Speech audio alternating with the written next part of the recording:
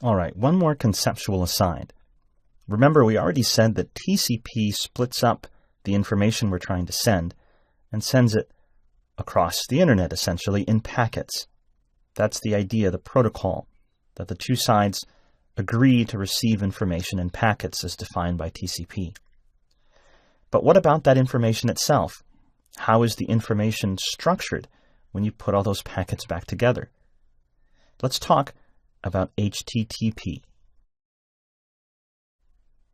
Big word alert. HTTP. That's just a set of rules, a format for data that's being transferred on the web. It stands for Hypertext Transfer Protocol, and it's one of various formats that define data being transferred via TCP/IP. So, data defined within the set of rules for how to format an HTTP request or an HTTP response is then split into packets as defined by TCP. But the idea is simply that this is how we format our message. It's kind of like saying, I'm going to write you a business letter. And you may have learned in school that a business letter you format in a particular way as far as where you put the address, whose address it is, where and from, how you begin it, how you end it. In a similar way, HTTP is just a set of rules that says, here's all of the things the message can contain, here's how it's structured, here's where you put these pieces of data, and here's all the kinds of data that you can define. And HTTP is used not just to send hypertext, that is HTML, but lots of information like JavaScript files and images and other things.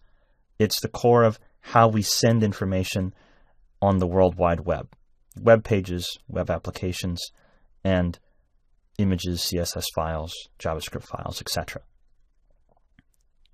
So what happens is the browser and the web server have this request and response. And we already said this was the client-server model.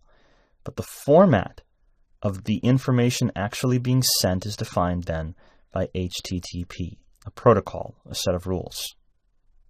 This is an example of an HTTP request, a very simplified example, where we say, here's the information I'm looking for, here's the port so that we know which program should receive this information, and a couple of other things.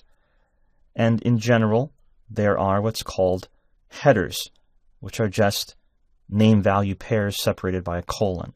So the host or the connection is the name, and then the value is google.com or keep alive. And there are standards as far as what this actually means, and the server and the browser understand what all of these different possible values mean. This is an example of an HTTP response, what comes back from the server after a request. And it's just information split up in a specific format, a protocol that both the browser and the server are programmed to understand.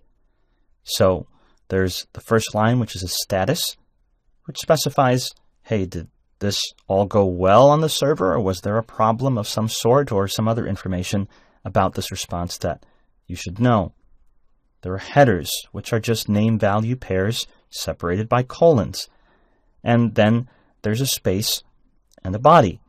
Now here we're showing some HTML, which is very common, but it could also be the data that defines an image, JSON data, a JavaScript file, a CSS file, whatever we're sending across the internet, defined by the HTTP concept, that protocol.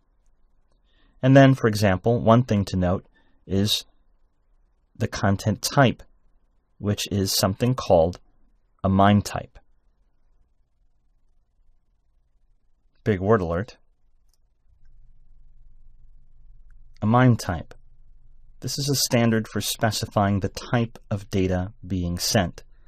MIME stands for Multi-Purpose Internet Mail Extensions. It was originally designed to help us specify how we send attachments in email, what kind of data we were sending in attachments.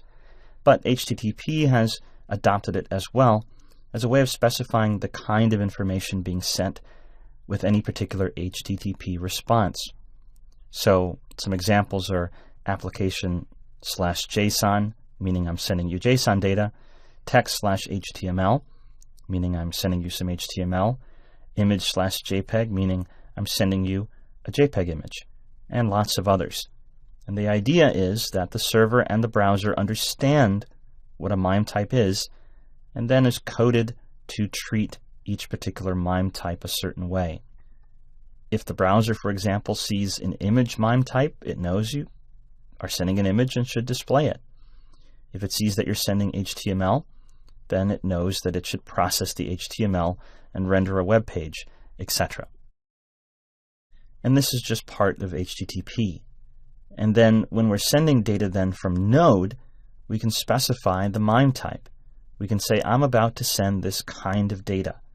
That way, whoever's receiving the data, the browser usually, will be able to interpret it properly. All right, so that's the basic idea of HTTP, both requests and response, and MIME types.